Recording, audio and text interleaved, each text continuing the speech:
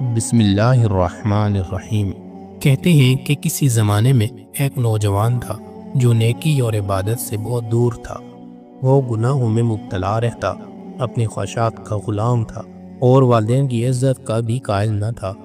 اس نوجوان کی ماں ایک نیک عورت تھی جو ہمیشہ اپنے بیٹے کے حق میں دعائیں کرتی، اسے نرمی سے سمجھاتی، لیکن بیٹے کے دل میں سختی اور دنیا کی محبت اس قدر بڑھ چکی تھی کہ وہ ماں کی نصیحت کو نظر انداز کر دیتا۔ ایک دن اس نوجوان نے کوئی ایسا برا کام کیا کہ اس کی ماں دل برداشتہ ہو گئی۔ وہ شدت غم سے روئی اور اللہ کے حضور فریاد کی، یا اللہ میرے بیٹے کو ہدایت دے، یا پھر اسے اس کے اعمال کی سزا دے تاکہ وہ عبرت حاصل کر سکے۔ بیٹے نے یہ سب سنا لیکن اس کے دل پر کوئی اثر نہ ہوا، الٹا اس نے اپنی ماں کو برا بھلا کہا اور غصے میں آ کر اس پر ہاتھ اٹھا دیا۔ شیطان نے اس کے دل میں مزید وسوسے ڈالے اور اس نے انتہائی شفاق فیصلہ کر لیا۔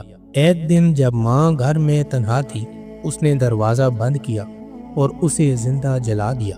ماں چیختی رہی، مدد مانگتی رہی، لیکن بیٹے کا دل پتھر ہو چکا تھا، یہاں تک کہ ماں دم توڑ گئی اور نوجوان نے یہ خیال کیا کہ اب وہ مکمل آزاد ہے، لیکن اللہ کی پکڑ سے کوئی آزاد نہیں ہو سکتا۔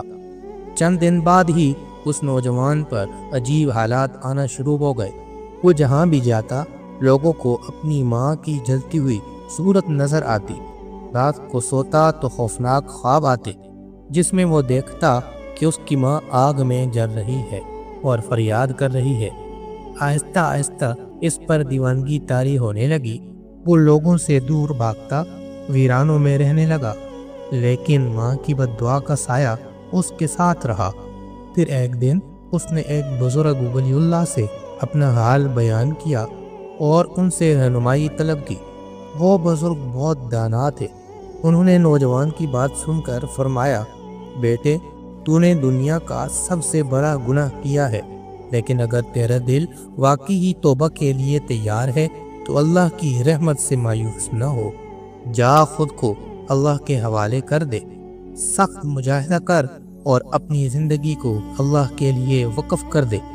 یہ سن کر نوجوان نے سب کچھ چھوڑ دیا، بیابانوں میں نکل گیا، دن رات اللہ کی عبادت میں لگا رہا، ہر وقت رو کر اپنی ماں کے حق میں دعا کرتا، استغفار کرتا۔